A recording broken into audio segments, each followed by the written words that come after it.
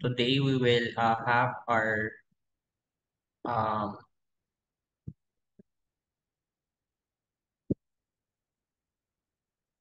uh, topic on waves. So, on part two of our summer bridge program. So, our topic discussion be mainly on modern physics. So, mga modern physics topics tayo. And then, next with mechanics related topic yesterday. And we will proceed with um, uh, the second half of physics. So again, this is the physics topics na makover natin for 2 days. So it should have been discussed in high school. So we will be just passing through the science related topics of physics this afternoon. Okay, so let's first proceed with waves. So So waves is a disturbance through a medium of space or space which transports energy and not the medium. So take note sa wave, merong transportation of energy across a medium. Pag may medium, usually you have your mechanical waves. It requires a medium to propagate. So a medium here is some material. So ang medium ay material. So na require na pagpropagatean. So for electromagnetic waves, it does not require a medium to propagate. So it can pass through vacuum, so empty space. So meron tayong dalawang types ng waves. You have your transverse waves and longitudinal wave. So yung transverse wave, so basically yung galaw ng medium, meron tayong medium. So this is a typical wave profile. So you have your rope, for example. So ang galaw ng medium ay up-down. Up-down, yung galaw ng medium. So up-down, yung galaw ng medium. And the wave is traveling from left to right. So the direction of propagation of the wave is perpendicular to the up-down motion. So to the transverse motion of the wave. So kaya ang term ay transverse.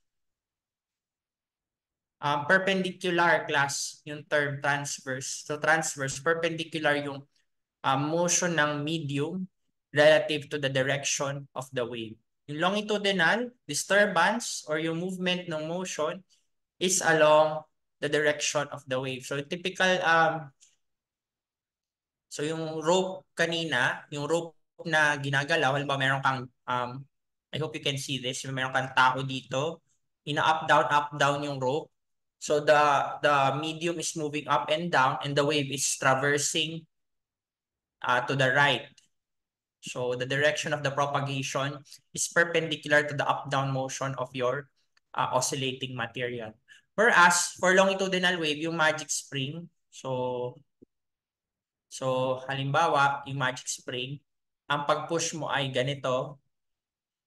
So may mga times na may mga madikit-dikit na part sa spring, tapos merong times na medyo maluluwag na part sa spring, sa magic spring. So this is a longitudinal wave. So sound is also a longitudinal wave kasi yung halimbawa yung air waves natin, yung air particles natin, meron halimbawa air particles, meron tayong compression, tapos meron tayong rarefaction. So yung medyo malaking spaces. So rarefaction. So R. So rarefaction type natin. I'm sorry, pangit yung sulat ko. So wait lang. Rare faction. Okay, so yan. So that's the case. So you have your faction. And then may spacing siya. So may compression ka, may rarefaction ka. So compress yung air molecules at certain parts. May another compression. Meron kang ganyan. So, and yung compression mo gumagalaw Yung compression, halimbawa ito yung compression, meron ka sound wave, ganon, ganon, ganon, ganon. And then yung rarefaction gumagalaw-galaw din. So the wave is propagating along a single direction. Okay. So let's now discuss yung parts ng wave. I think this is important, yung parts ng wave, especially if meron kayong sciences na kukunin sa undergraduate degree nyo. So yung parts ng wave, so you have your crest. Meron tayong crest, yung ibabaw, yung highest part ng transverse wave. Then you have your trough. Okay, so meron tayong crest, meron tayong trough. And then itong part na to, yung middle part, the distance of the middle part or yung zero line natin, so the distance of the zero line from your crest or your trough is labeled as your amplitude. So yung amplitude natin is half the distance from the crest and trough. So this particular distance is twice the amplitude. Twice the amplitude. Okay, next is yung wavelength. Wavelength, so madali ang physics terms. So pag sinabing wavelength, length ng wave. Okay, so gaano kahaba ang isang wave? So wavelength. So it's very intuitive yung ibig sabihin. So yung length ng wave is from crest to crest. So this is one wavelength. So okay. So yung frequency naman, sige, ito yung typical wave profile. So may picture tayo ng wave. But in reality, this particular wave is propagating. So mayroong up, down motion dito na nangyayari. Up, down motion dito na nangyayari. And gumagalaw yung wave, let's say to the right. So yung frequency would be considered as how frequency. So yung term natin sa physics medyo intuitive, no? So frequency, how frequent babalik-balik yung wave in a period of time. Okay, class, is this clear? So usually, frequency is how many cycles babalik-balik siya in a given period of time. So frequency is given in terms of hertz or cycles per second. So halimbawa, itong crest to crest, in 1 second, cycles per second, ilang beses itong setup na to, yung crest to crest, yung crest na to, babalik ulit sa pagiging crest in 1 second. Okay? How frequent? Okay, so yung wave speed naman natin, let's discuss this. So ang units ng velocity natin ay meters per second. So this is given by yung wavelength, yung length ng wave. So this is in meters times yung frequency, ang units niya ay cycles per second. Okay, so ang units niyan ay one cycle, so one wave cycle per second, no? Na meters per second. So ang units niya ay, overall units niya ay meters per second. I hope this is clear. And then meron pa tayong isang formula which is yung period. So period is time for one cycle. So ang units ng period ay seconds, usually seconds. And it is usually related to your frequency by this relation. So 1 over F. So T equals 1 over F. So I hope you have some recall of the formula for the waves. Okay, let's now discuss sound wave. So ang sound wave naman is a mechanical wave that is longitudinal. So loudness is a measure of sound's energy intensity. So the higher the intensity, mas mataas yung amplitude. Okay, so mas mataas ang amplitude, the louder the sound is, the higher is its amplitude. I hope this is clear. And then pitch is linked to the frequency of sound. So the more frequent yung sound. So, ibig sabihin, maraming cycles per second, the higher the pitch. So, in a homogeneous medium, sound travels, homogeneous, ano ba ibig sabihin ng homogeneous? Same. Same property all throughout. Okay, mas mabilis mag-travel ang sound kapag ang di pinagdadaanan niyang structure ay predictable. Ibig sabihin, pare-parehas yung property niya at one position to another position. So, homogeneous. So, homo is same.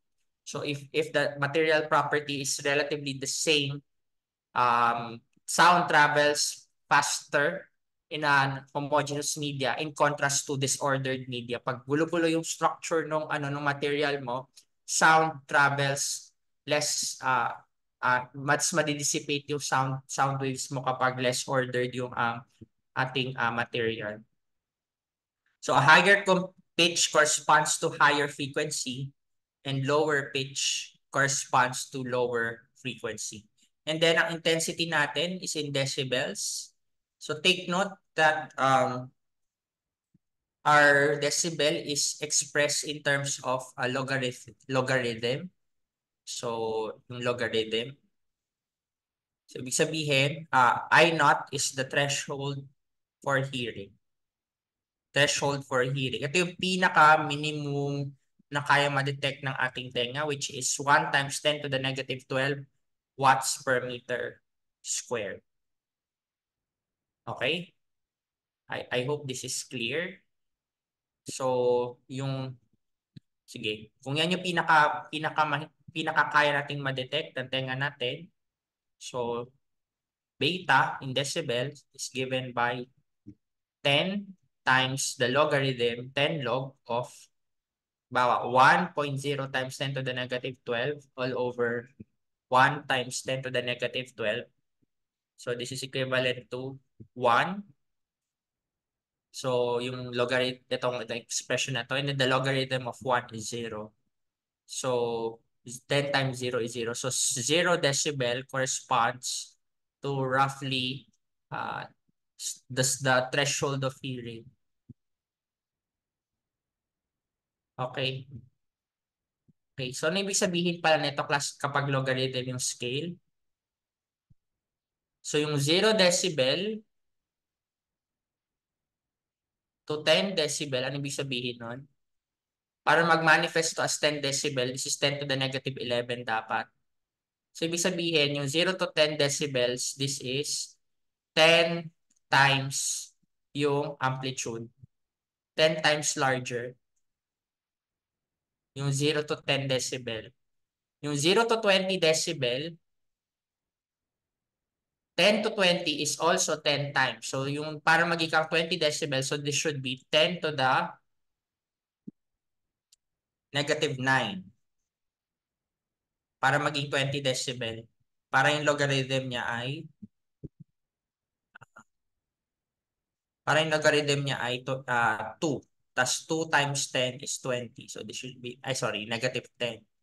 So what I'm saying here is that 20 decibel in comparison to 10 decibel is 10 times the amplitude of the sound. Yung 30 decibel to 0 decibel, yung 0 to 30, 1,000 times. Nagigets ba class? It's a logarithmic scale. So yung 120 decibel versus 0 decibel, that is how many times? 10 to the 12. Okay? Or 1 quadrillion times ng amplitude from the threshold of hearing. So, is this clear? Yung 120 decibel? So, I hope this is clear. Do you have any questions sa short discussion natin on waves? Any questions from the class?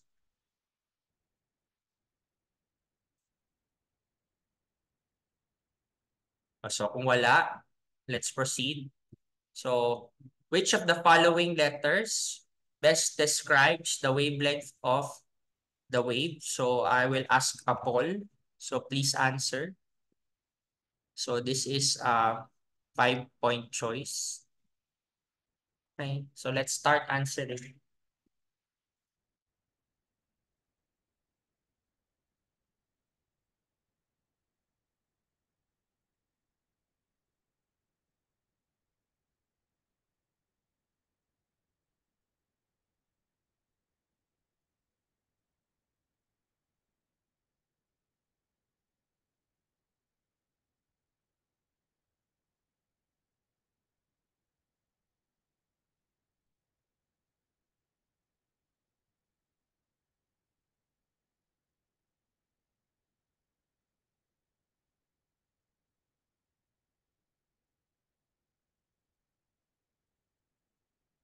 I think majority of the class has already answered, and I will end the poll. So okay, so very good. So almost 100% got the correct answer. So the correct answer is letter A. Syempre first question yun. So medyo madali. So the correct answer is letter A. So we will not discuss this anymore. Very good. This is correct. So question number 2. Given the wave profile below, so this is a standing wave. The wavelength of the standing wave is what? Okay, so I want you, those are the choices. A, 2 meters, B, 3 meters, C, 4 meters, or D, 6 meters. Okay, so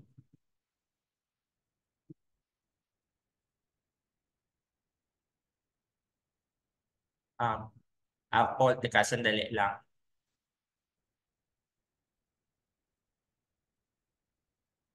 So, go. Please answer.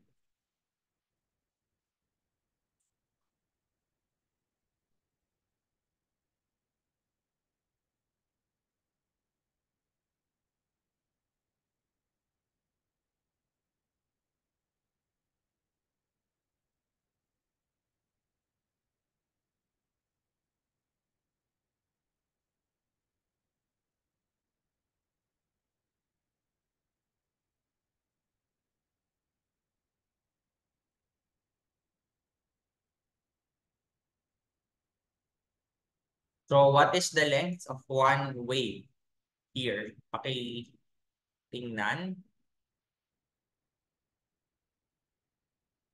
So I hope you have your pen and paper alongside while watching this review, kasi marami tayong questions along the way, and it would really help if meron kayong ball pen or you're solving elsewhere.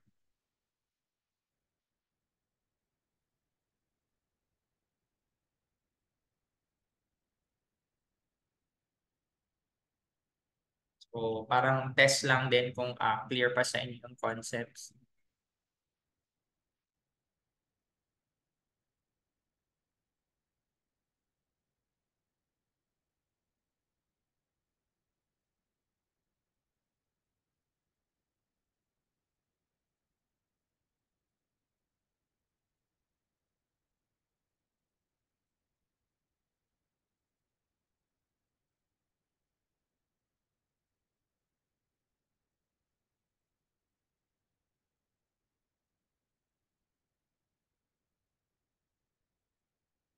Okay, so I think I can end the poll.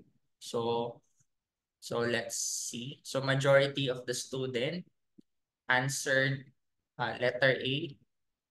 So let's discuss. So in this particular case, ano ba ibig sabihin ng one wavelength? So in reality, one wavelength is crest to crest, pwedeng ito. So this is one wavelength. I hope this is clear, crest to crest. So if this is 6 meters, so this is 2 meters. 2 meters, 2 meters. Ito ay 1 meter. This is 2 meters. And yung kalahati ay 1 meter. So the correct answer is 4 meters. So I hope this is clear. So the correct answer is letter C. Any questions sa question number 2? So the correct answer is letter C. Only 6 got the correct answer. Okay, so I hope clear yung question number 2. Do you have any questions? So you can just chat and um, chat or interrupt me. Okay, so let's proceed for question number 4. Okay, so meron tayong dalawang sound wave profile. So um, tingnan nyo yung ano yung profile nila. So this is uh, the y-axis is amplitude. So yung y-axis natin ay amplitude. So this is amplitude. Tapos yung x-axis natin ay time. So I hope this is clear. So these are the wave profiles. So the left side sound profile is blank. Then the right side sound profile. The left side sound profile has a blank pitch than the right side profile. So ang first blank, ano yung sagot? Ano yung second blank, ano yung sagot? So ang choices are louder, higher, louder, lower, softer, higher, softer, lower. So pakisagutan.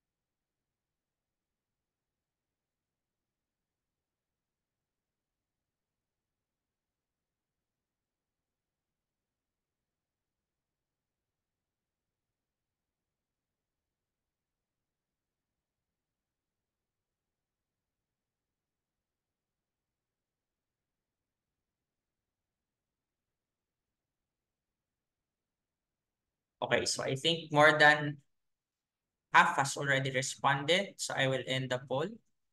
So this is the answer. So majority answered letter C. So let's discuss. So letter C yung madaming sagot. So is this the correct answer? So let's discuss. So ano ba yung tingnan natin? Yung left side, softer or louder? So ang titingnan natin is yung amplitude. So since this is amplitude, titingnan natin yung mas mataas yung amplitude. Sino mas mataas yung amplitude? Mas mataas yung amplitude nito second wave profile. So ano yung mas malakas? Yung second wave profile. So since mas malakas yung second wave profile, so the answer in the first term is softer. So I hope this is clear. Softer dito. The left side profile has a blank pitch than the right side. So tingnan nyo, yung sa right side, mas maraming cycles at a given unit time compared sa other sound sa right profile. So ibig sabihin, the left side sound profile has a higher pitch kasi mas mataas yung frequency. So higher pitch. Okay, so I think the correct answer is letter C. So very good. So more than half got the correct answer. So I think important na skill side is yung kanya mag-interpret nung bagong turong graph, bagong turong concept, and then apply it in a given graph. Next is, this is question number 4. So, okay, please answer.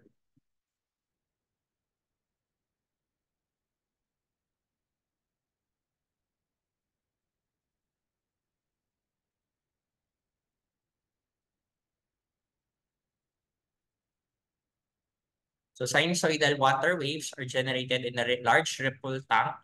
The waves travel at 40 cm per second, and their adjacent crests are 10 cm apart. The time required for each new whole cycle to be generated is blank. So ang tinatanong dito ay, what is period? So let's take note of the relevant formula that we have here. So sasabihin ko na. So some application. So B equals lambda F and F equals 1 over T, or T equals 1 over F. So you may use this formula to solve for.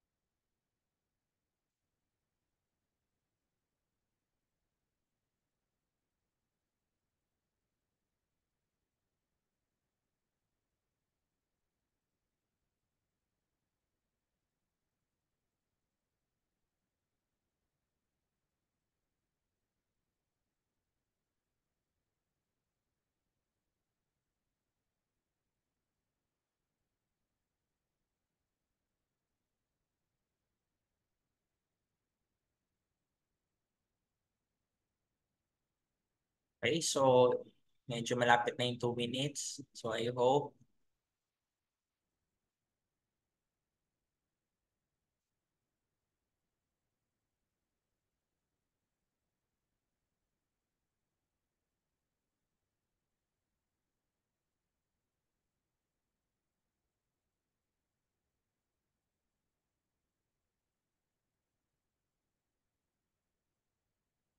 Okay.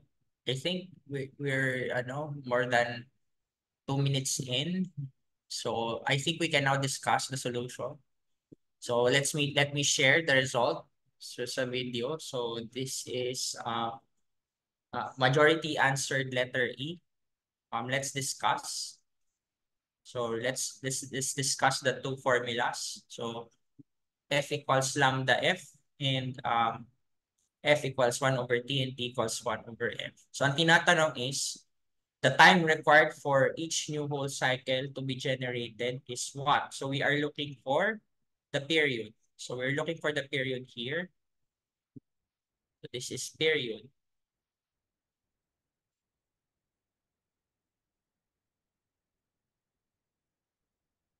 Okay, so yan yung period natin. And what we are given here are cm per second. So this is velocity. And this is your wavelength. So let's look at the formula. So V equals lambda F. So using this particular relationship, F equals 1 over T. So this is also equivalent to lambda over T. So therefore, T is also equivalent to lambda over T. So this is equivalent to, lambda is 10 cm, and then velocity is 40 cm per second. So magiging cm kakancel, mapupunta sa numerator yung second. So 10 over 4 is 0.25. So 0.25 second. So the correct answer is letter E. So very good. Majority of the class got the correct answer. Majority of those who responded got the correct answer. So E is the correct answer. So I hope. May questions sa number 4, question 4.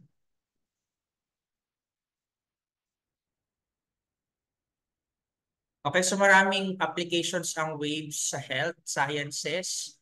So sa pag-physics major, of course, this is very important. But for other health science majors, let's say ultrasound, sound waves, so other electromagnetic waves are used for diagnosis of diseases.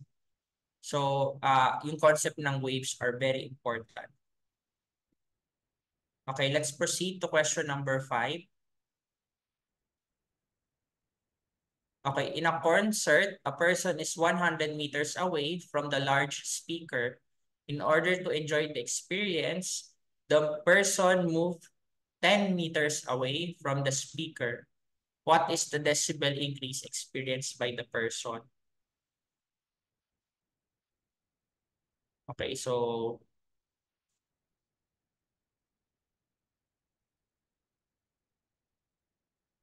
please start try this problem.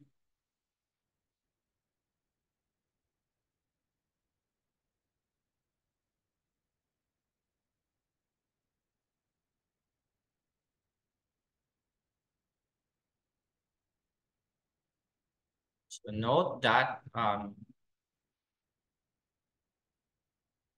decibel rating is equal to 10 times the logarithm of I over I naught,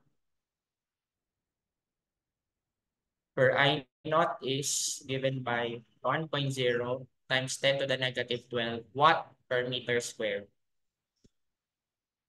Okay?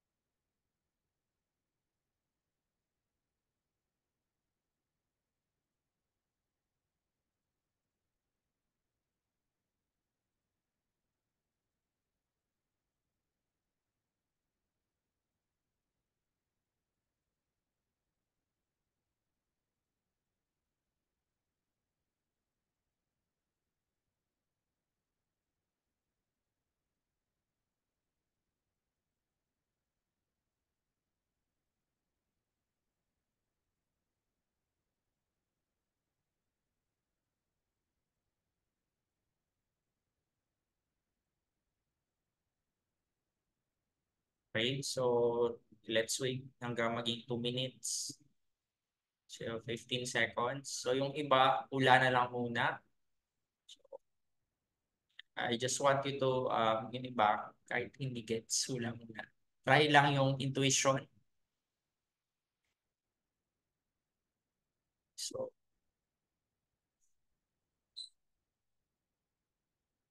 I'll end the poll. So, this is the result. So, maraming info na hindi na ibigay. So, I intend to test kung ano yung intuition ng mga tao. So, let's discuss. So, for example, yung ating I naught, ang units niya ay watt per meter squared. So, this is um, power per unit area. Area yan.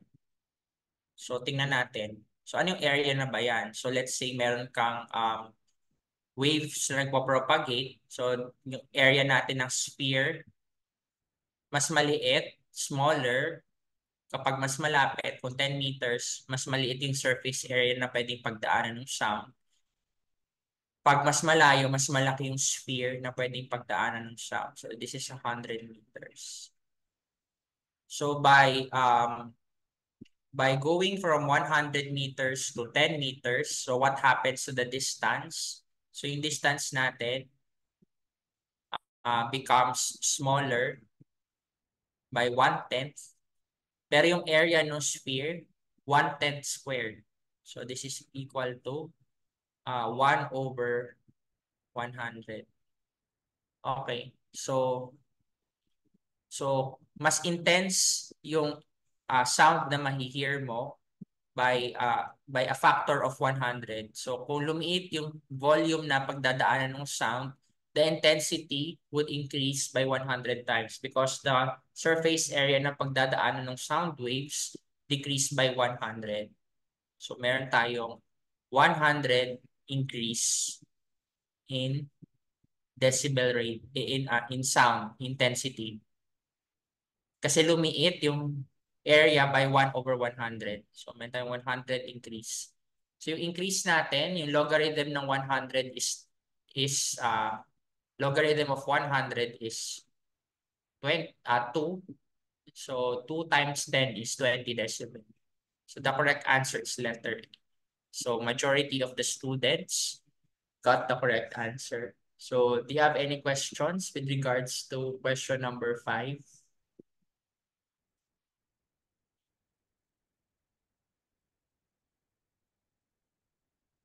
Okay. So kung wala, I'll proceed now with the next topic. So we are now done with waves.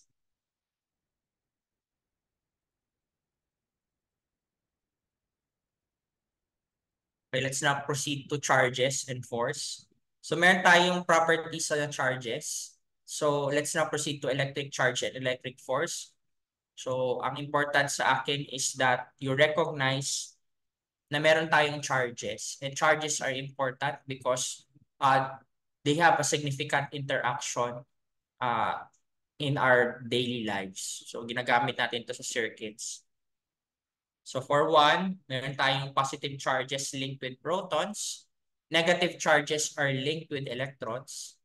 And then the fundamental charge is given by 1.609 times 10 to the negative 19 coulombs.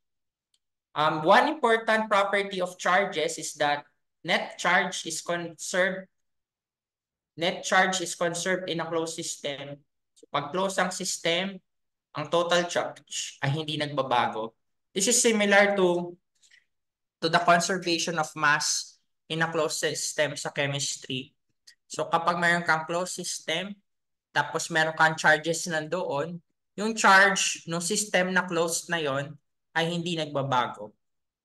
And another property of charges is that like charges repel each other and unlike charges are attractive. So kung meron tayong positive charges, they repel each other. And if you have positive and negative or unlike charges, they attract each other. So both negative charges also repel each other.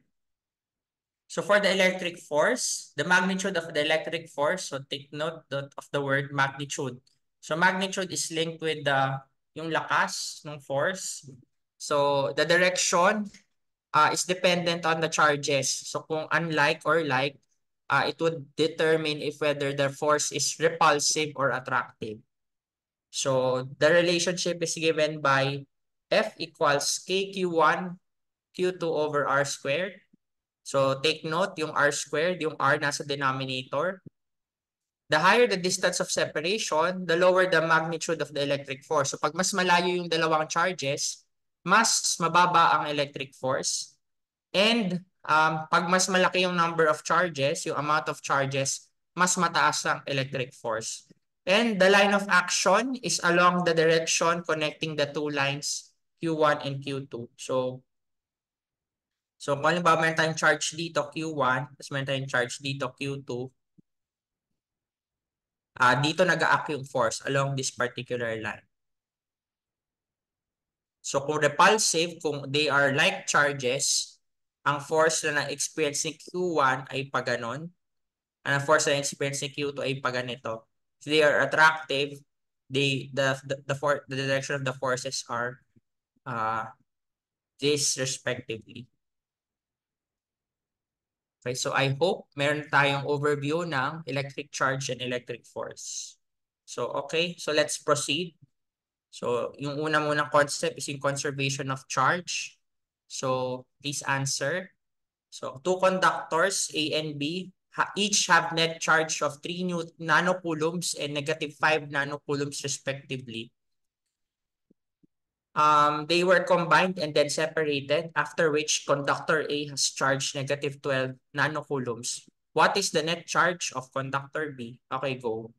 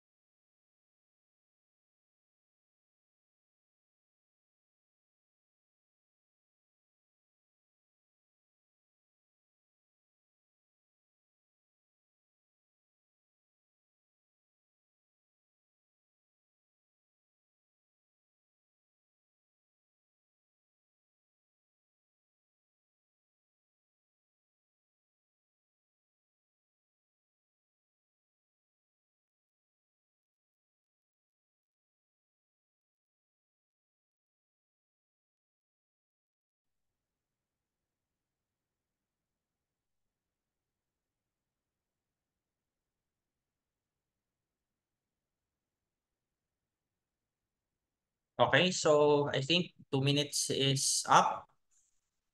Ay, hindi pa. May 10 seconds pa.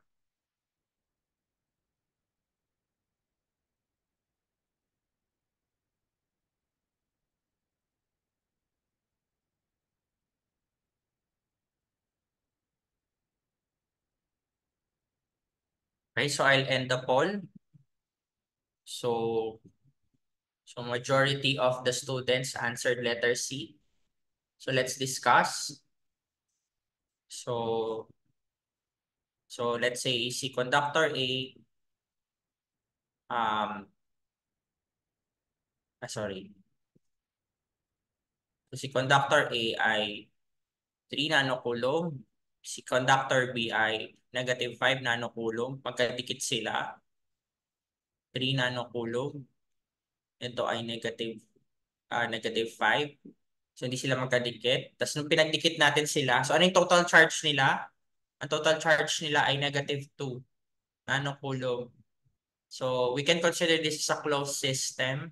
So when we combine them together, magiging siyang -2 nanocoulomb. And then, separate natin later. So, ito ay magiging, sabi sa question, naging itong -12 nanocoulomb. Ano yung charge ng kabilang conductor? Since the sum is conserved, -12 nanocoulomb to, dapat ang sum ng both ay -2 pa rin. So, this should be 10 nanocoulomb. So majority of the students got the correct answer. The correct answer is 10 nanocoulomb. So thank you. So okay na to. Very good. Okay, let's proceed with the next question.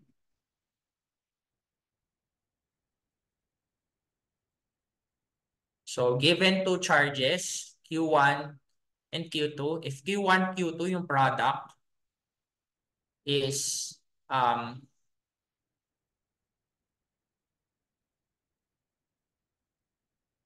is greater than 0, the electric force is blank. If Q1, Q2 is less than 0, the electric force is blank. So please answer.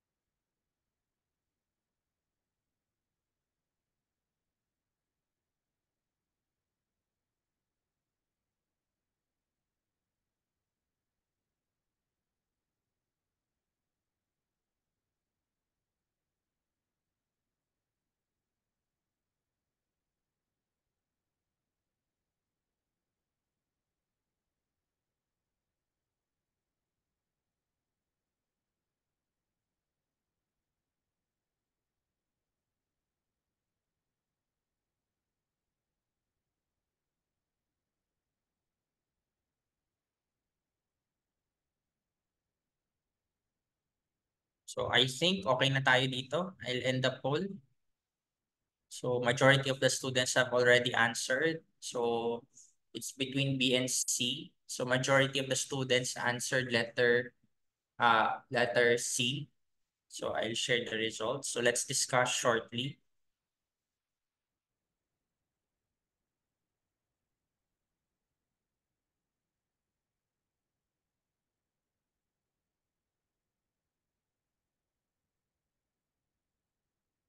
Okay. So um, if Q1, Q2 is positive, ibig sabihin same sign. So it's either positive yung Q1, positive yung Q2, or negative, negative. So this is like signs. So dahil like sign yan, so this is repulsive. And if Q1, Q2 is less than 0, ano ibig sabihin yan? They are unlike. So this could be either positive, negative, or negative, positive. So this is attractive. So the correct answer is letter C. So majority got the correct answer. So it's repulsive, attractive.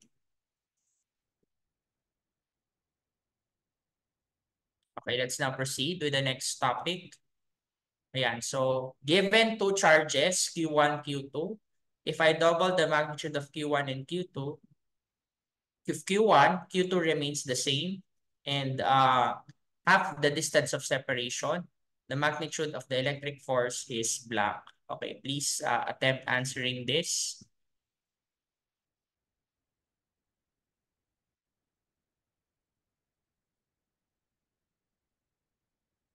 Okay, go.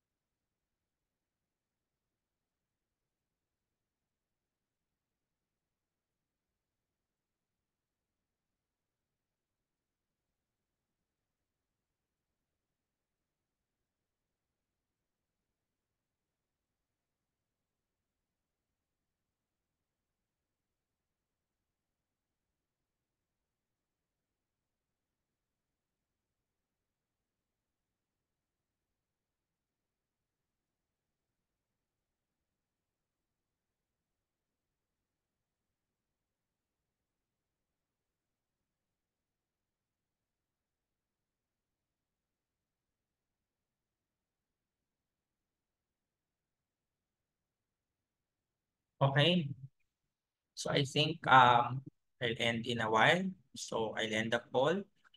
So majority of the students answered letter B. So let's discuss.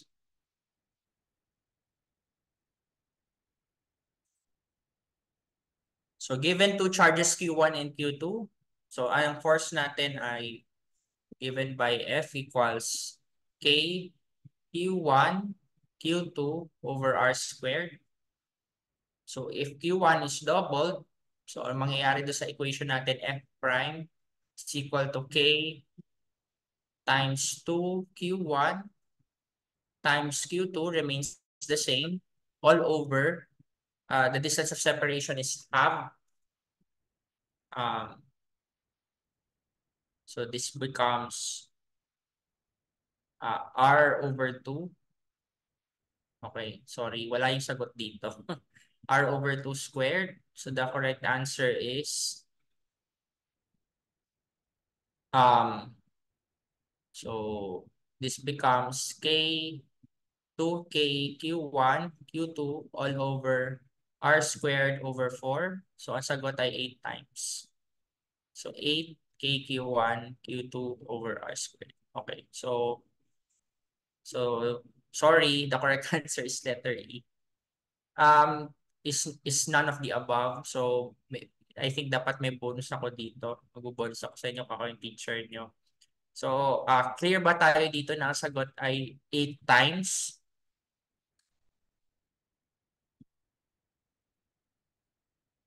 Do you have any questions why it is 8 times? Any questions? Okay, sige. Okay, so let's proceed now to the next topic. Okay, let's now discuss electric potential. Mabilisan lang. So work associated when a charge is moved from one point to another in space. So you can think of potential again. May discussion tayo ng potential energy yesterday. Potential energy is stored energy. So it manifests in the in motion of your particle. If if in a given space meron kang high potential, it would tend to move from a region of high potential to a region of low potential, and it would be converted into to useful work from high potential to low potential. Yun yung general behavior ng mga particles natin sa physics. So they tend to move from region of high potential to low potential. So let's say potential in space due to a point charge. So V equals kq over r. So let's say meron tayong charge. Ito yung concept ng potential. V equals kq over r. So pag tinignan natin, potential is very high. So let's say positive yung charge natin. V is very high when R is very small. Ano yung R ba? Distance.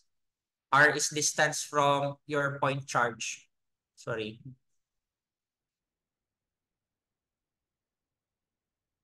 V is very high when R is small. So let's say nandito yung charge natin, point charge. Tapos this is charge Q. Nandito siya. Ito yung distance R. Napakataas ng potential if R is small. If you think about it, if you add a charge here na plus Q, masyadong malapit yung dalawang charges sa isa't isa. So there's when a charge is placed in that particular location, the potential for it to move or to move to a lower potential is very, very high. Naintindihan? Ang potential niya is ma-repel away from this large point charge. Okay? So I hope this is clear. The idea of potential is that particles generally move from high potential to low potential. I think the same thing can be also said about in chemistry, yung particles move from a region of high concentration to low concentration. And then particles move, or air particles move from a region of high pressure to low pressure. So I think you can think of pressure and concentration as akin to an analogy to your to the idea of potential. So ganun din sa charges. So kapag nasa high potential ang isang charge, it would want to move to a region of lower potential. And in the process of moving from a region of high potential to low potential, energy is transferred. So I hope this is clear. Okay, let's now discuss equipotential lines in space. So pag sinabing equipotential, equal ang potential. So ibig sabihin, pag nag-move ang particle mo along an equipotential line, equal ang potential, there's no transfer of energy that is happening. So yung energy, yung let's say yung potential energy mo, same pa din. So hindi nagbago yung potential energy mo. So relative to some low potential, walang significant changes sa energy profile ng charge mo if you move it along a same potential, along an equipotential. Okay, dense equipotential line indicates a large magnitude of electric field. Field lines are perpendicular to equipotential lines, and positive charges move from high potential to low potential. I think in the grand scheme of things, since majority of you will not be are not physics major, ang pinaka-important na idea siguro na dapat ma-impart sa inyo while in relation to taking other science-related courses is that meron tayong general movement of particles from regions of high pressure to low pressure, high potential to low potential, high concentration to low concentration. Okay? May ganong general tendency.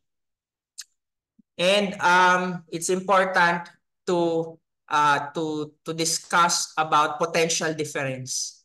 Kasi potential difference, yung difference in potential, kapag malaki yung potential difference from high to low potential, mas favored yung movement ng charges with a large potential gradient. Yung potential difference. Naintindihan? I hope this is clear. Same din sa pressure. So kung halimbawa meron kang high pressure area, tapos meron kang low pressure area, very rapid ang movement from high pressure environment to low pressure environment. Same din with concentration. May rapid movement to decrease the concentration ng isang high concentration area. So I hope this is clear.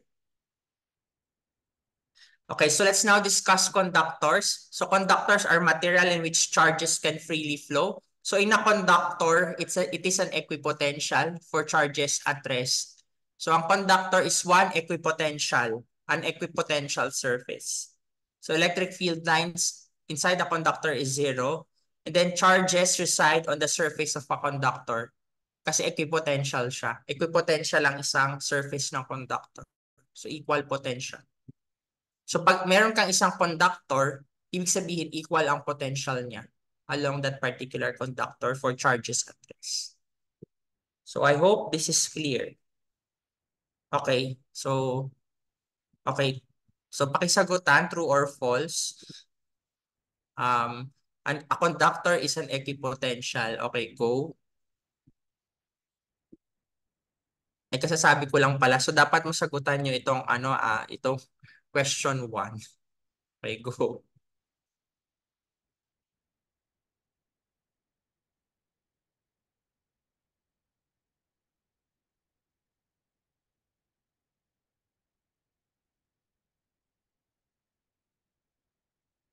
So I think yung idea ng equipotential can also be applied to other concepts. So isotonic, so for example, isotonic, same concentration. So there's movement but there's no significant movement ng particles nyo along same concentration uh, na medium kung isotonic yung dalawang solution na magkatabi or equal yung pressure, isobaric, equal yung pressure. So there's generally no movement of air particles from equal pressure na mga na bagay-bagay. Okay? Tapos ano pa ba? 'Yun. So a conductor is an equipotential. So I'll end the poll. So again, thank you for listening. At least nakikinig pa kayo. So nasagot niyo yung question. So a conductor is an equipotential. Okay, so before we proceed with the next lecture, so next part ng lecture natin is on circuits. It's already 1:59 p.m. So we will have a 10-minute break, mga 2 p.m. So let's return at 2:10 p.m. Okay, thank you. See you at 2:10 p.m.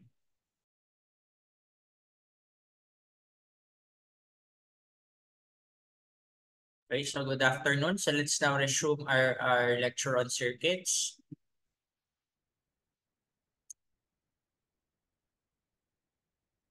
So we have your basic components of our circuit. So we have our switch, which regulates the flow of charges.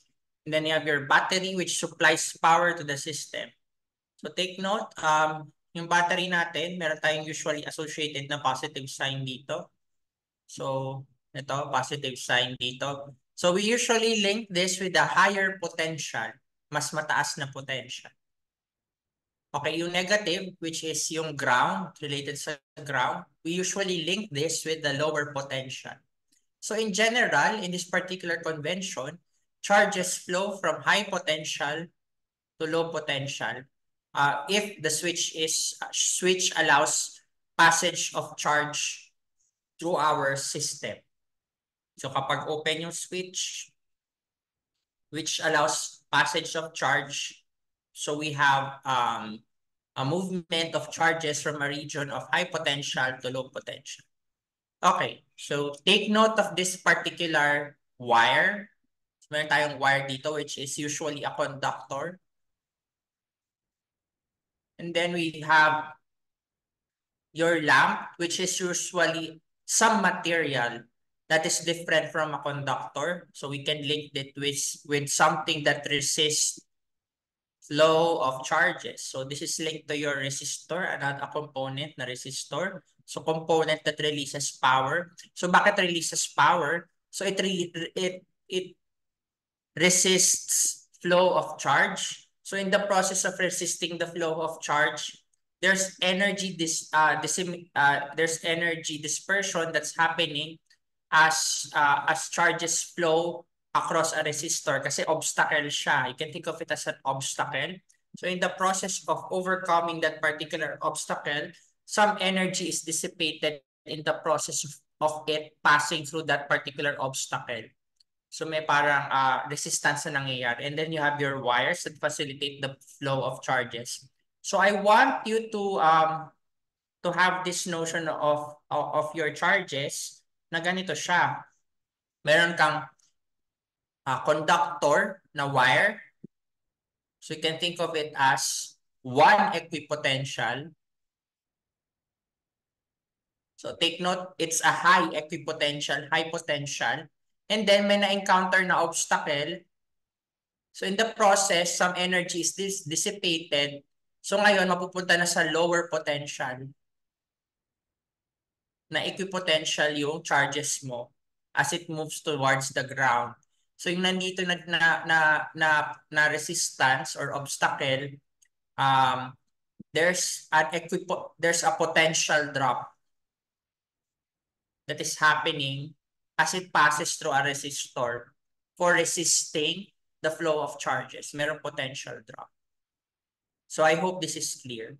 So yung Ohm's law, meron tayong formula V equals IR, but I prefer this particular formulation. So this is mathematically equivalent to V equals IR kasi ilalagay mo lang naman yung R papunta doon. But I prefer this formulation primarily because this is more intuitive physically. Yung I, which is current, labeled in current na amperes, is charge per second. So this is flow of charges. Yung volts is potential difference. Pag malaki yung potential difference, ano ibig sabihin nun? Ibig sabihin, the possible transformation of charges from high potential to low potential is very, very high. Ibig sabihin, the associated energy change or energy use na pwedeng makuha dun sa setup mo ay mas mataas kasi mas mataas yung potential difference ng panggagalingan ng particles mo. So I hope this is this same understanding could be linked to our earlier discussion sa gravitational potential energy. When a particle moves from a high potential, which is a higher height, to a lower height, pag mas malaki yung potential difference, mas mabilis yung speed ng particle mo kapag nasa ground na siya kasi yung change in potential energy nyo is very, very high. Yung potential energy difference from a high place to a low place is very, very high. It is this same analogy that could be applied to our battery system na kapag manggagaling siya sa very high potential difference, so mataas na potential papunta sa low potential, not the energy difference magagamit siya kapag naggalaw yung particle mo from high energy to low energy, energy potential. Yung potential difference could be used for actual work. So yun yung I think yung analogy ng potential difference na associated sa volts at yung discussion natin earlier ng gravitational potential energy. And yung term natin sa physics naman, yung terms natin kasi medyo mahirap na yung subject, very, very straightforward. Nagre-resist ng flow. Something that resists flow. If you think about it, if R is very high, the resistance is very high, mas konti ang flow. Diba? Pag tinignan yung algebraically, this makes sense. Makes intuitive sense. Pag mas mataas ang potential difference, mas mataas ang flow ng current, yung flow ng electrons, kasi nga, mas prefer mag-move from high potential to low potential. On the other hand, pag mataas naman ng resistance, ibig sabihin, mas nire-resist yung flow. So, mas mababa yung current. So, I prefer this formulation because it is more physically intuitive. Okay, let's now discuss power supply to a resistor. So this is given by IV. So V equals IR. So this is also equivalent to I squared R and V squared over R. So this is the power dissipated to a resistor. So dahil power, yan ang units niyan ay watts. So I hope this is clear. Okay, let's proceed. So meron tayong two types of, actually maraming types of circuit kung meron kayong background sa circuitry. So ito yung pinaka-basic. So meron tayong resistors in series or resistors in parallel. So for resistors in series, the overall resistance is additive. For resistors in parallel, 1R over equivalent plus 1 over R1 plus 1 over R2, etc. So usually, kapag meron tayong resistors in series, yung overall resistance natin dito, yung overall resistance is 1 over Req. Yung Req mo is less than R1, R2, and so on. Mas maliit lagi ang resistance sa pinakamaliit na resistor component. Dito yung equivalent resistance is additive.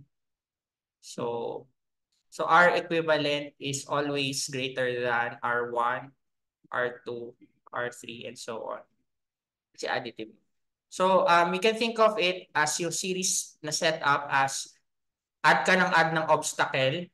So additive siya. Obstacle 1, obstacle 2, obstacle 3. So yung charges na dadaan through that whole obstacle, nire-resist ng additive yung pag-resist ng mga obstacles na ito. Naintindihan? Pag may dumadaan ka ng charges. Dito sa parallel setup, actually, yung charges mo, mas maraming options na pwedeng na pwedeng puntahan.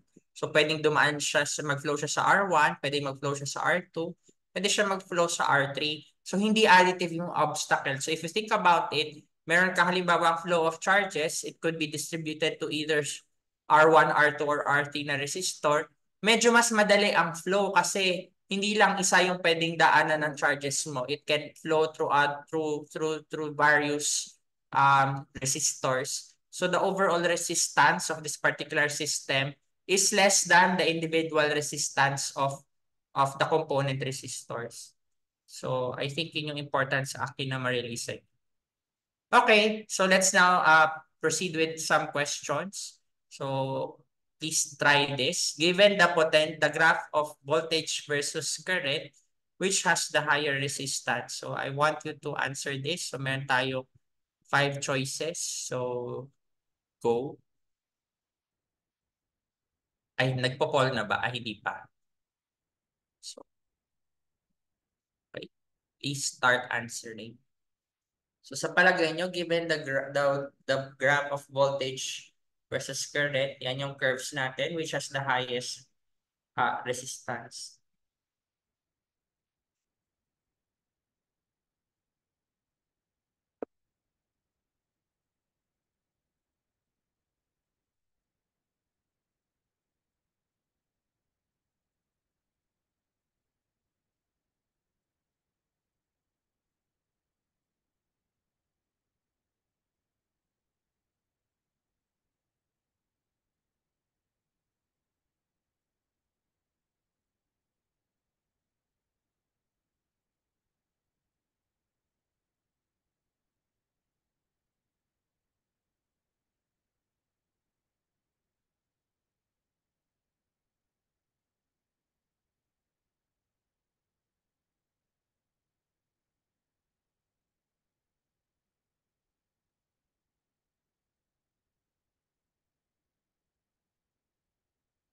Okay, so let's wait for a few more students. So, gawin natin 1 minute 30.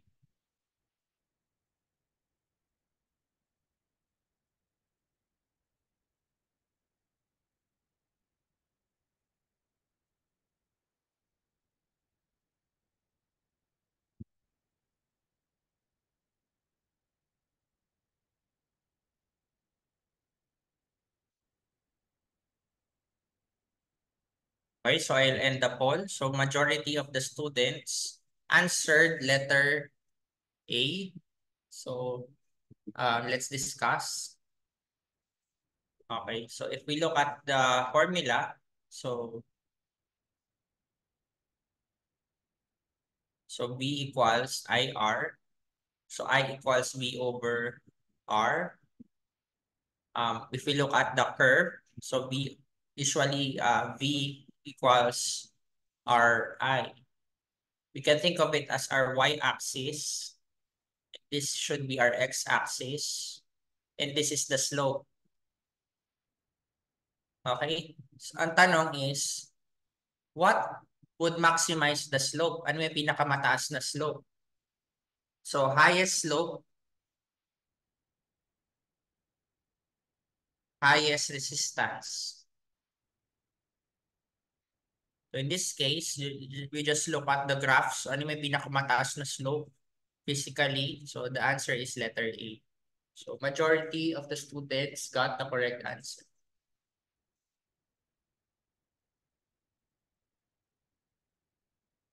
Okay, so let's proceed to question number 2. So calculate the effective resistance. So I'll just discuss this. So I will not ask you this. So paki-take note na lang. So I think dapat kaya nyo pa siyang gawin. But ideally, since mabilisan ko lang din-discuss. So let's just recall that R2 and R3 are parallel with each other. So the R effective of this particular parallel setup is equal to 1 over 100 ohms plus 1 over 100 ohms. This is equivalent to 2 over 100 ohms or 1 over 50 ohms. So this particular resistor system can be converted into one single resistor na may 50 ohms. So this is 50 ohms. So since this is in series, so 100 plus 50 plus 200, so the effective resistance is 350. Okay, so let's proceed with the next question. So calculate the current across R1 and R2. So we have the same setup dito. So ito ay 20 volts. So this is 20 volts. Tapos ang resistance natin ay yung buong circuit. We can redraw the circuit.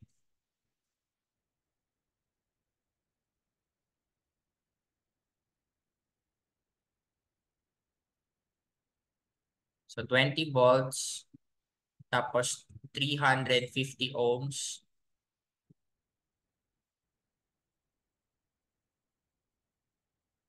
Okay, so yung magiging resistance, yung ating magiging current is 20 over 350 ohms. So volts over ohms. So this is 2 over 35 amperes. So yun yung current. So yun yung current na dadaan dito. Yung current na dadaan dito. So 2 over 35 amperes. Okay, so since magsisplit yung current mo into two branches, and if you look at it, equal yung resistance nila. So may equal split ng dadaan na charge na current in both branches. So sa R2, 1 over 35 amperes. Sa R3, 1 over 35 amperes. Tapos magme-merge ulit yung dalawa dito. Dadaan sa R4 is 2 over 35 amperes. So yun yung current na dadaan across resistors. And then calculate the power dissipated at R1 and R2. So it's just formula. So I squared R. So yung values na na binigay late earlier. So I is 2 over 35 times 100 squared. So you just do this, and then this is 1 over 35 squared times 100. Okay? So yan yung pagsagot sa questions 3 and 4. Okay, do you have any questions? So let's proceed Sir, I with... do have questions, sir. Okay, go. Sir, about sir sa ano po, yung kanina po sir sa may resistance sir is equal to V, yung ohms law po sir about po dun sir sa graph sir. Hindi po ba siya sir ano, dapat ang resistance is constant sir? Ay, Since hindi. the since Sige, go. the since the it is ohmic law, sir, it is provided, sir, that the resistance is constant. Since if the resistance is constant, therefore the voltage and then as well as the current is proportionately increasing by itself. Therefore, resistance must be constant in ohmic. Am I right, sir, or not? Oh, yeah. For ohmic materials, constant yung resistance. Yes. So, sir, meaning, sir, ano po, sir, yung sa graph, sir, hindi po ba, sir, dapat does not increase or Tingnan mo yung, ito, dito. yes, sir? Okay. Ano yung question mo dito? If the assuming, sir, that the circuit, sir, is an ohmic is an ohmic resist or ohmic circuit, sir. Uh, if it is an circuit, therefore the resistance is constant. So Hmm. even though, sir, that the voltage does it yung voltage po, sir, yung current, sir, nag-increase the same and Wait. the constant will keep Sige. Okay. Tingnan constant, sir. natin. So kapag nag-i-increase ang current, anong associated voltage? Mag-i-increase or mag-decrease? So kasi hindi intuitive yung ganitong formula. Mas intuitive yung ganitong formulation, yung current is equal to V over R. So ito ay fixed. So kapag tumataas ang voltage, tumataas ang current, no? I think mas intuitive yan. Pero kapag nilagay kasi natin to sa ganitong formulation, V equals Ri, yun, may ganong interpretation na mukhang nagbabago yung resistance, magbabago yung current and voltage. But with respect to this particular question, itong question na to, yung response at fixed resistance at increasing current and increasing voltage. So pag tiningnan mo siya, yung slope nito, 'di ba? Yung slope ng line, constant ba siya? Actually, no, sir. Yes, it's constant kasi Uh, line. Nagigets ba? Ang slope ng line ay constant yes, sir, because it is linear. o linear. Pero pag tinignan mo yung equation, B, R, I, this is Y, this is X. Ito yung slope.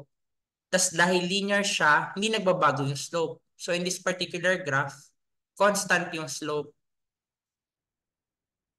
Hindi nagbabago yung resistance dito. So you're correct. Hindi nagbabago yung resistance dito.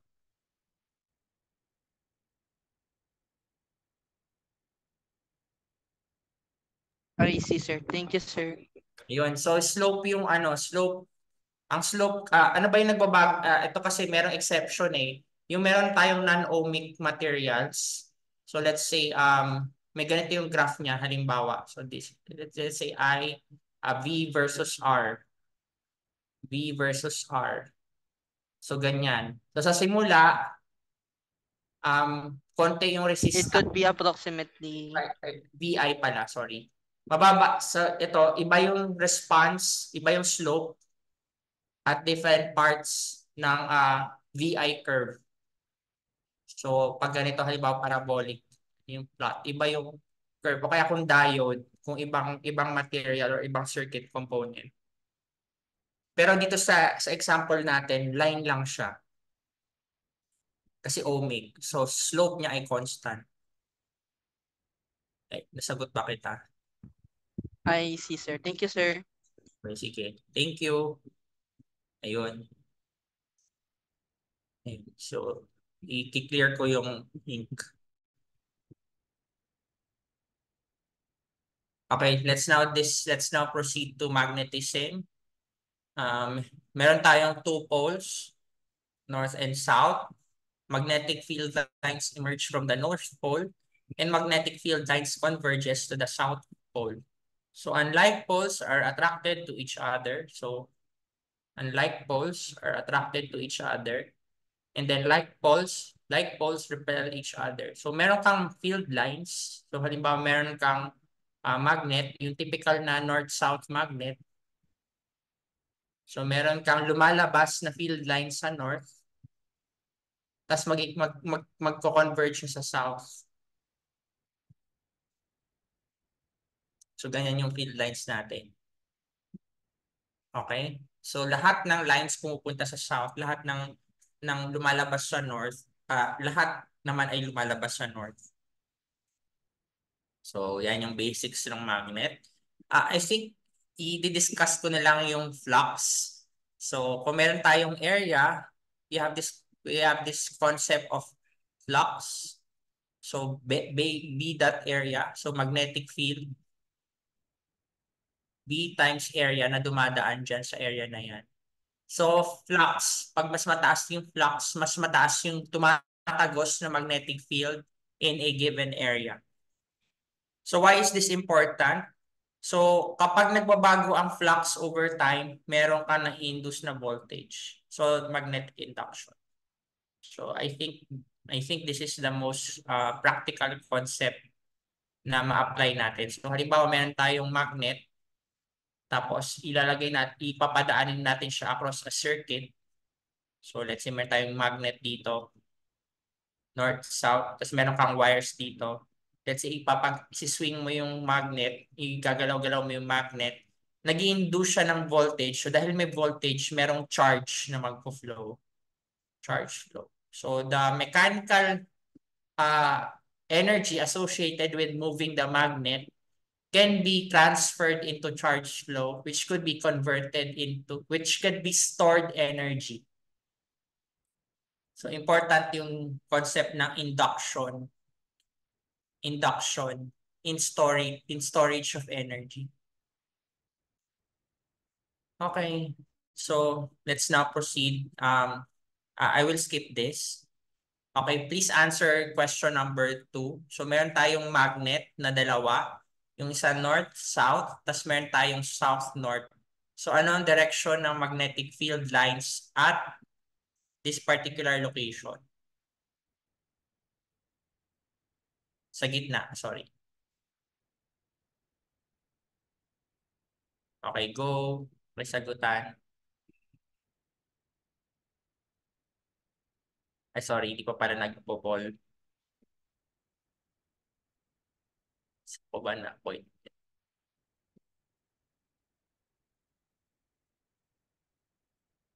Okay, please answer.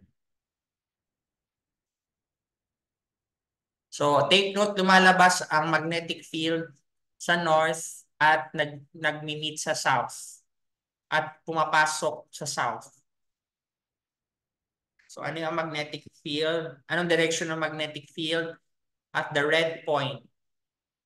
Ang sagot ay A, B, C, or D. Anong direction ng magnetic field?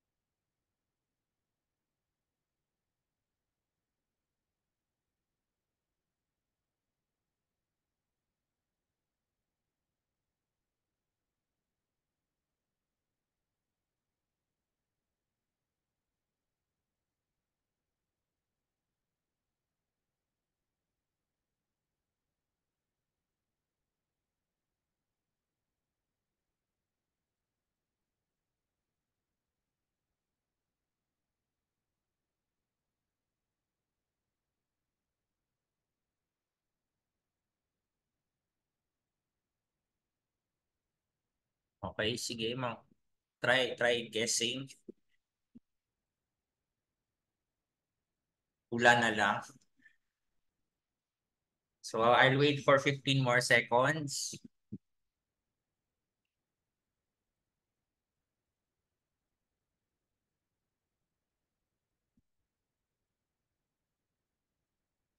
Okay. Okay, thank you. Okay, I'll end the poll. So close equal yung A and D. So let's discuss. Okay, so lumalabas sa magnetic field lines sa north. So sorry, nawawala yung ayun. Nakita ko yung cursor.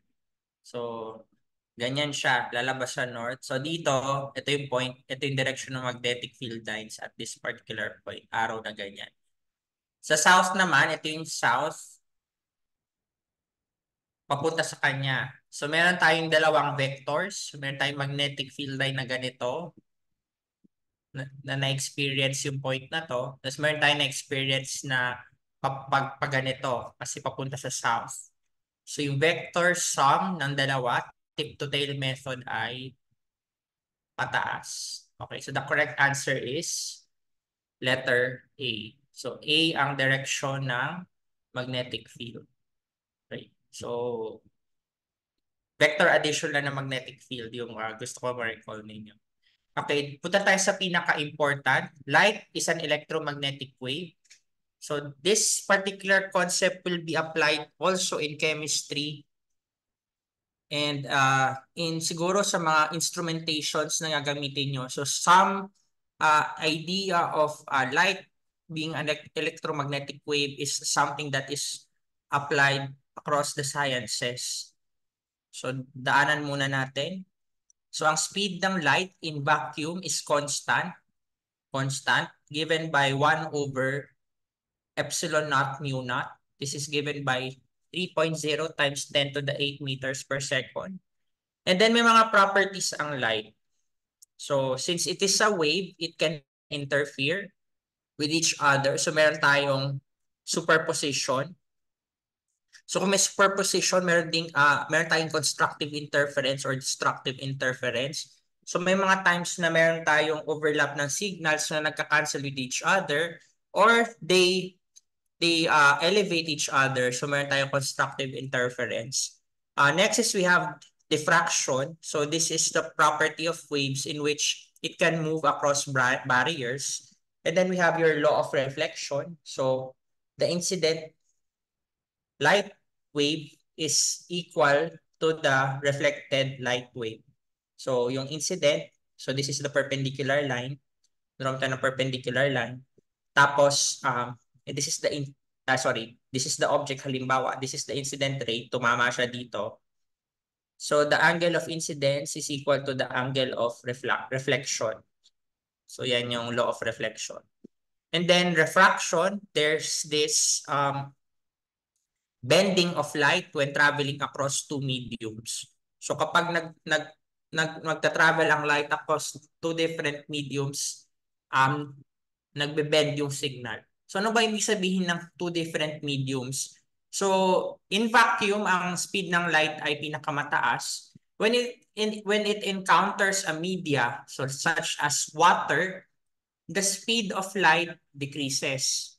So babagal yung speed ng light sa isang media na non-vacuum kasi there are inherent obstacles in that particular medium. The lower speed of how light travels across another medium results into some sense of change in direction ng paggalaw ng light across two different medium. So for example, meron tayong dalawang media. So N1, ito ay N2. So let's say in this particular case, N1 is N1 is larger than N2.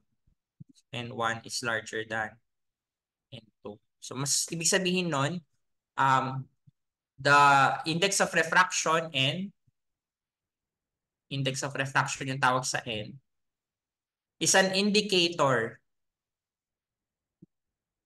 of its optical density. Okay, pag mas optically dense, mas mataas yung index of refraction. Ibig sabihin ng density, mas compact kapag dense. So mas maraming medium. So ibig sabihin kapag mas maraming medium, mas mabagal gumalaw yung light doon kasi optically dense siya. Naintindihan? If you look at the formula, C over V medium, kapag mababa yung velocity sa medium, mas mabagal siya, mas mataas ang N, mas mataas ang optical density. Okay?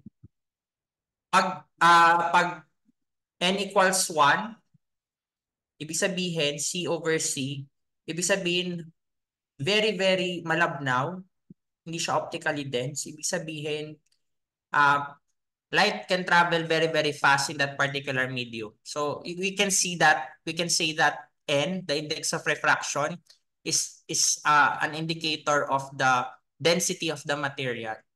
So a more dense material would have lower speed of light pag nandun siya.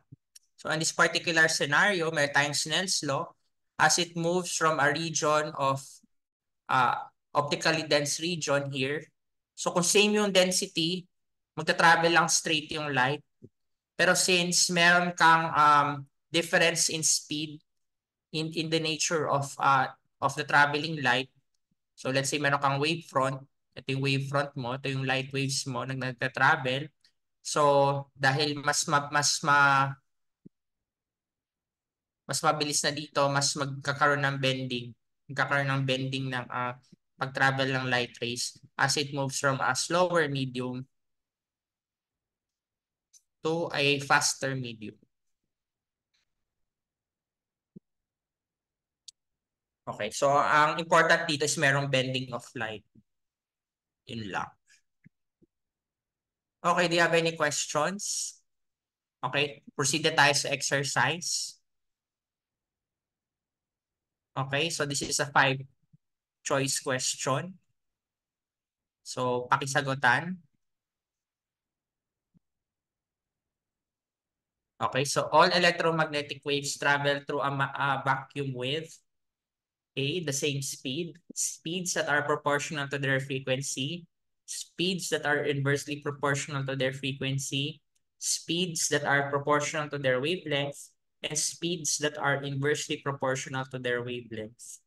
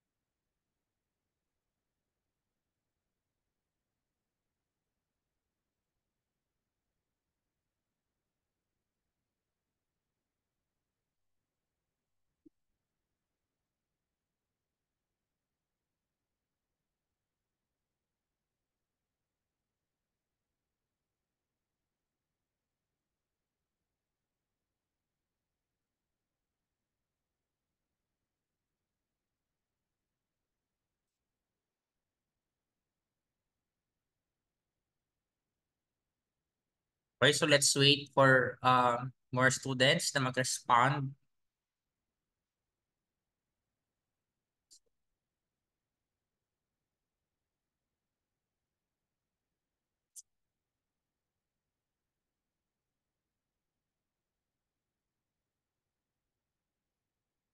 Okay, so I'll end the poll.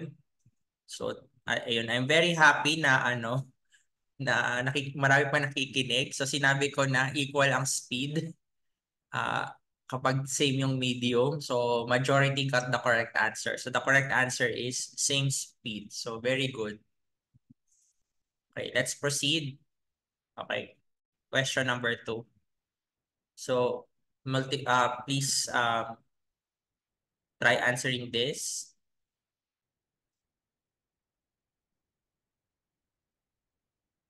Go. So an incoming ray of light traveling to the east encounters a mirror 30 degrees west of north. The light will be reflected at blank degrees south of west. Go.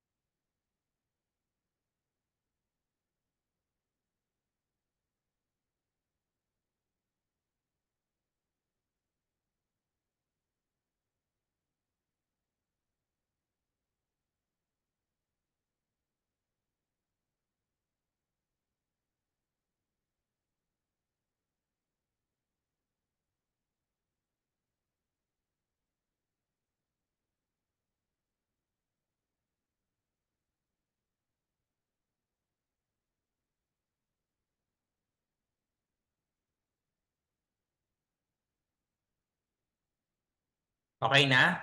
So let's discuss. Okay, so so this is a geometry problem, more of the geometry problem. Di sagot ng mga tao. So the majority answer letter C.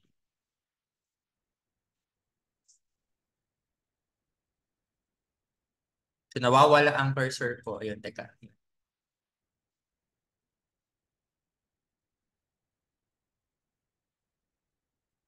Yan.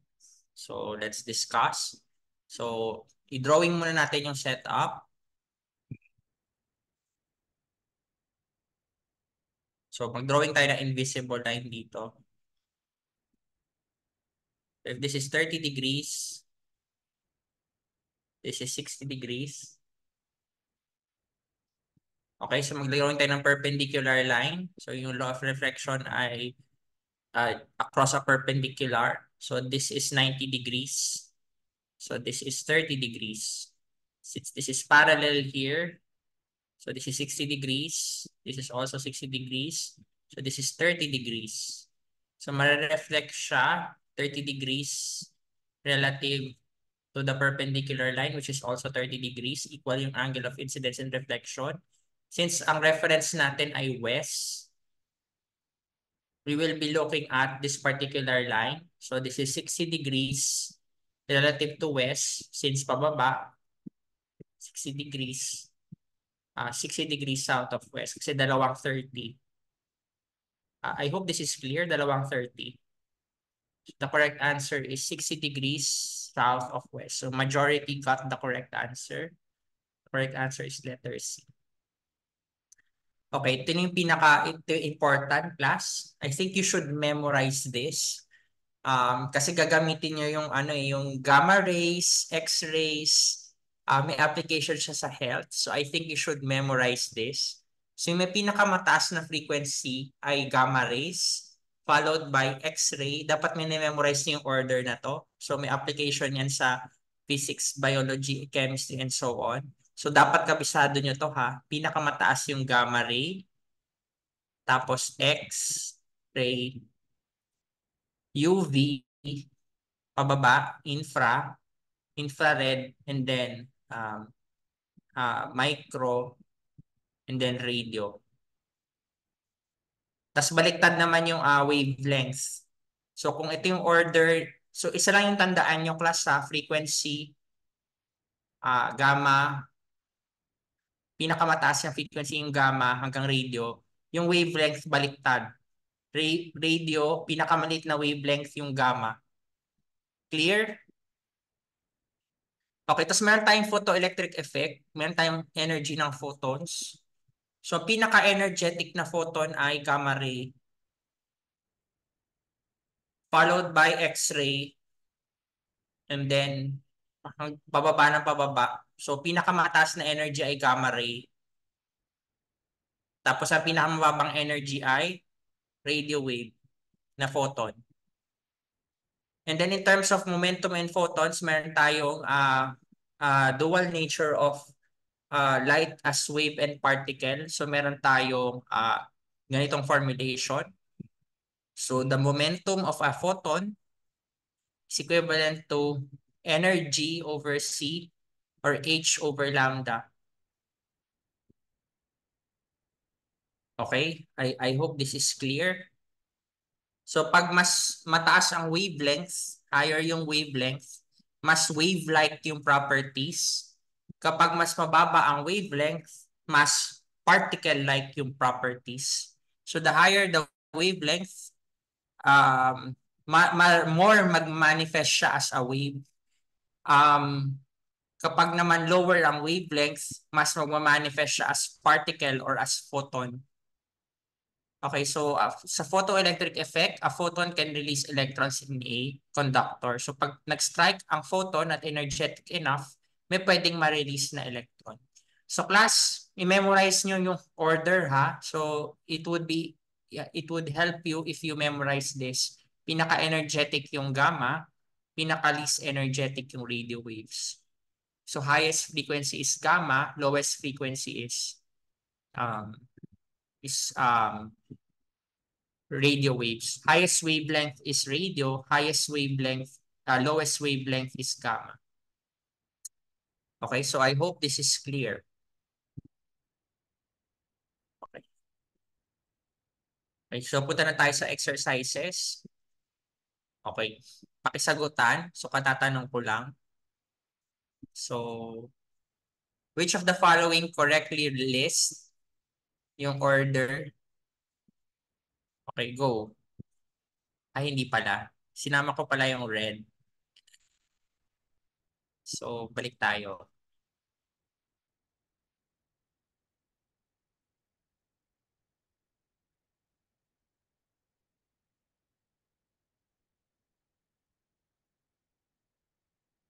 Sorry. Okay, I will relaunch. Okay, go.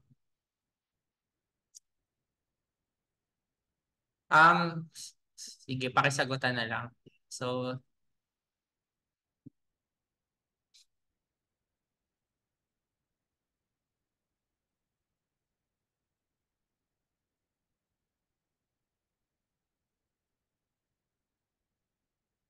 longest wavelength to shortest.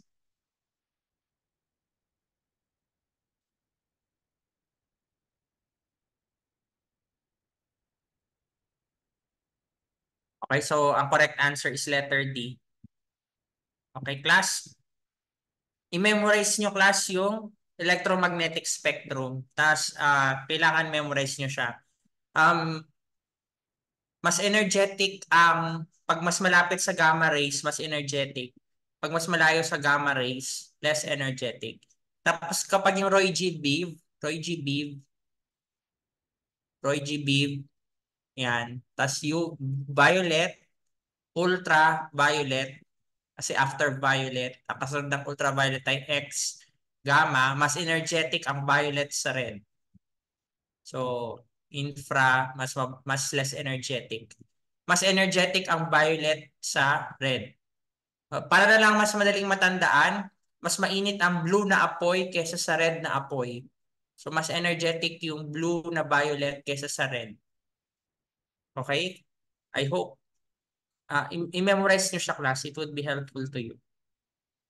Okay, let's proceed. Which of the following could most likely dislodge electrons from a conductor? Okay, go.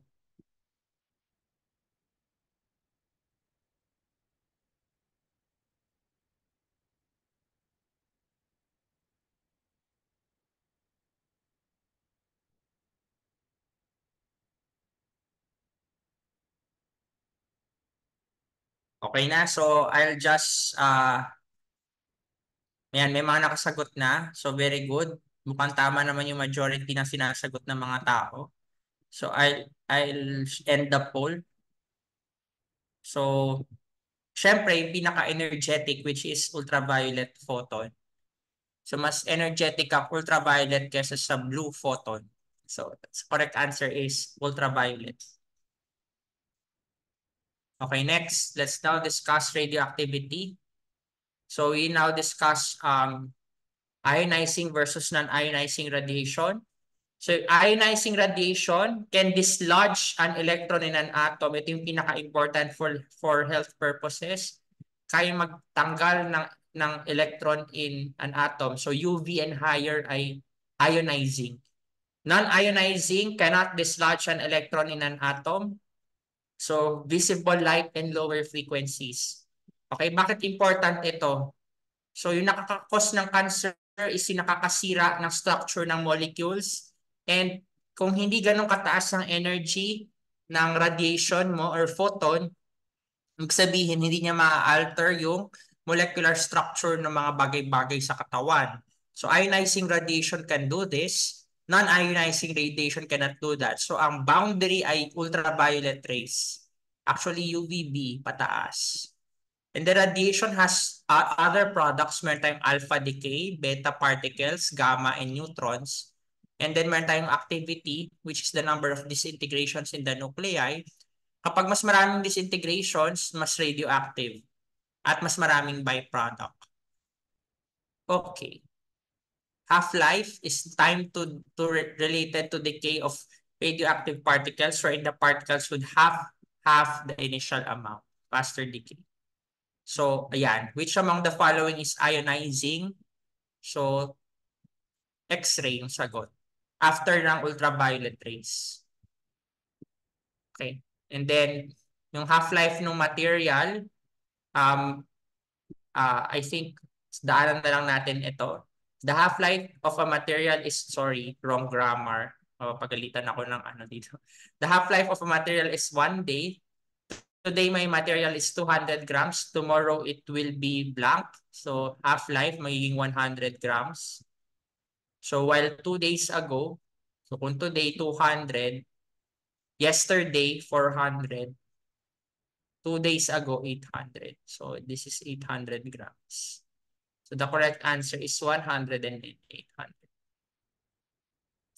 So, I think we're done. So, we have touched through, I think, all topics na medyo na touch natin halos I think lahat ng topics na I think important na discuss nung physics sa high school ninyo. So on Thursday, so you will have your chemistry. I think most white college courses and a few courses in CAS such as biology, applied physics, biochemistry, and computer science have chemistry courses. So I think mas kailangan yung chemistry. So meron tayong 8 to 9 sessions on chemistry. So I hope kasi mas mag-focus kayo dun sa chemistry kahit hindi siya graded, mag-focus kayo kasi marami kayong chemistry subjects compared sa physics subjects. So thank you for participating. So I will post tomorrow yung quiz nyo that would be accessible up until the end of the summer beach program hanggang bago mag-post test. So thank you. Thank you. Thank you po.